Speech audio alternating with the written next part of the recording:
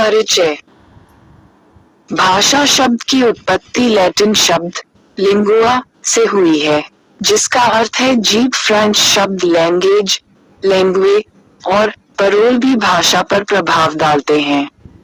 जैसा कि स्वेच्छा से उत्पादित प्रतीकों की एक प्रणाली के माध्यम से भाषा विचारों, भावनाओं और इच्छाओं को संप्रेषित करने का मुख्य रूप से मानवीय और गैर सहज तरीका है। इसलिए भाषा को दस्तावेजी और गैर सहज कहा जाता है। हम इसे समाज और अपने परिवार में रहकर प्राप्त करते भाषा परंपरा के माध्यम से स्थापित एक प्रणाली है और कहा जाता है कि यह लोगों के होठों और कानों पर रहती है। इसके अपने शब्द, सिस्टम, साउंड आदि हैं। ये प्रतीकात्मक है, एक गैर भौतिक, भावनात्मक की शारीरिक और मानसिक, बौद्धिक, आध्यात्मिक और आंतरिक स्थिति संकेतों की एक स्पष्ट प्रणाली, मुख्य रूप से भाषण के माध्यम से महसूस। संसार भर में असंख्य भाषाएं प्रचलित हैं। भारत में ही 845 भाषाएं बोली जाती हैं। इसलिए दुनिया भर में एक सामान्य भाषा की समस्या महसूस की जा रही है, क्योंकि यह मानव विचार के विभिन्न पहलुओं को एक समग्रता में एकीकृत करती है। ऐसी भाषा राष्ट्रीयता, राजनीतिक दखलंदाजी और दूसरे बांटने वाले बेड़ियों से ऊपर होगी। भाषा की उत्पत्ति के संबंध में अलग अलग मान्यताएं और सिद्धांत हैं। भाषाविदों को पहले इस पर पहुंचना मुश्किल लगता। पर्याप्त प्रमाणों के अभाव में भाषा की उत्पत्ति के बारे में निष्कर्ष। लेकिन आज हमारे पास और सबूत हैं। आनुवंशिक डेटा सहित पुरातत्व अभिलेखों के अनुसार निएंडरथल जैसे पुरातन मानवों में तंत्रिका थी। भाषाई संचार के लिए आवश्यक विकास और संरचनात्मक विशेषताएं, लेकिन विचारों में भिन्नता है। निएंडरथल द्वारा भाषा के उपयोग के बारे में यह माना जाता है कि इशारों का संचार, इशारों के माध्यम से संचार शुरू में शुरू हुआ था, जो बाद में बोली जाने वाली भाषाओं में बदल गया। जीवित रहने के लिए उपकरणों का उपयोग करने के लिए हमारे हाथों को बचाना महत्वपूर्ण था। इसलिए पहले के समय में मानव इशारों के बजाय संचार के लिए ध्वनि का उपयोग करना शुरू कर दिया था। इसने अपने हाथों को बख्शने के साथ साथ मनुष्यों को अंधेरे में बात करने में सक्षम बनाया। वे पिछली घटनाओं के बारे में भी संवाद करने में सक्षम थे।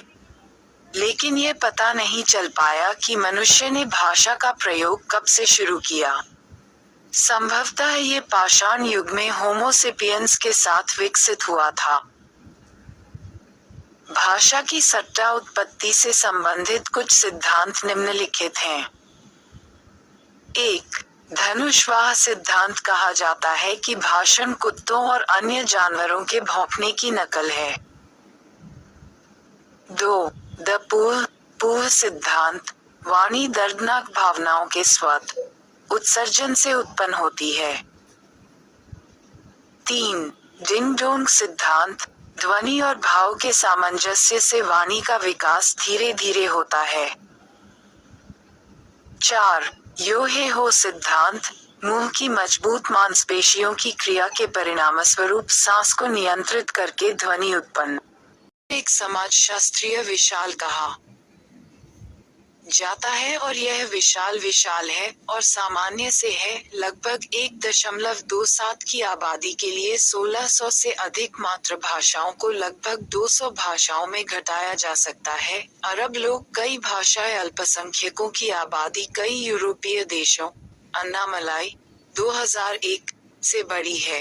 ली वेई थी 2000 के अनुसार भाषा एक मानव संकाय है जो हमारे साथ मिलकर काम करती है, और एक भाषावाद जो ये तक कि सामान्य परिस्थितियां एक अलग है। इस विशालकाय की तंत्रिका तंत्र बहुभाषावाद है। भारतीय बहुभाषावाद आकार में बहुत बड़ा दुर्लभ घटना है। भारत जैसे संदर्भ में कल्पना से परे है, जहां अंग्रेजी एक लंबी अवधि में स्वदेशी भाषाओं के साथ सह अस्तित्व में यही है। वास्तव में, भारत में बहुभाषिकता के परिमाण ने विद्वानों को आश्चर्यचकित कर दिया है कि संचार और उच्चारण वर्तनी से तात्पर्य उस तरीके से है जिससे हम शब्दों को दृष्टिगत रूप से वर्णमाला के अक्षरों का उपयोग करके बनाते हैं, जबकि उच्चारण उस तरीके को संदर्भित करता है जिसमें ये शब्द मौखिक रूप से बनते हैं।